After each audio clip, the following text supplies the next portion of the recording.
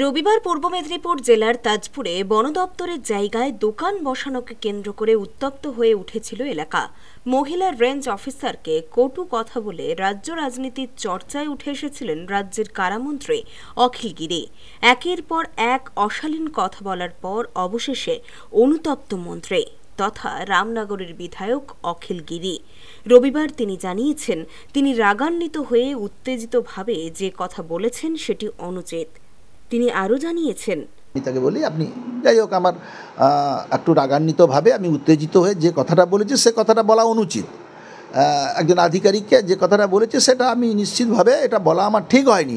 কিন্তু এই পরিস্থিতি যদি আমি হাতে না নিতাম তাহলে গ্রামের মানুষরা অন্য পরিস্থিতির সৃষ্টি হয়ে যেত। ওখানে একেবারে 300-400 লোক ঝাঁপিয়ে পড়বে একেবারে, যে ওর কথাবার্তাটা ঠিক নয়। এবং ওই এখন বর্তমান যে রেঞ্জার এখানে কন্টাইতে যে আছে, ওকে কোনো জেলা প্রশাসন পর্যন্ত কেউ ওকে পছন্দ করে না। ওর কথাবার্তায় ওই পরিস্থিতিটা জটিল করেছে।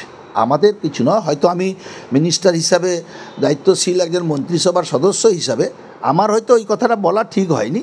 এটা আমি পরবর্তীকালে আমি নিজেই দুঃখ পেয়েছি যে নিশ্চিত আধিকারিককে বলা ঠিক হয়নি। কিন্তু ও পুলিশ প্রশাসন তাকে বুঝাবার চেষ্টা করছে, তা সে কথাও এই রেঞ্জার শুনেনি। এই রেঞ্জারের জন্য এই পরিস্থিতি সৃষ্টি হয়েছে।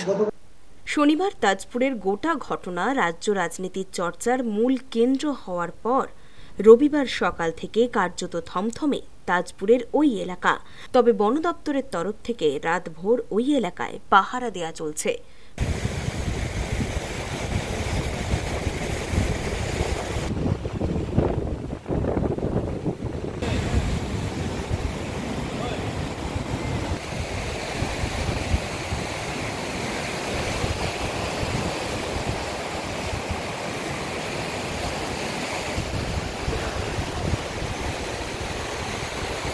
ব্যুরো রিপোর্ট, খবর BCBS।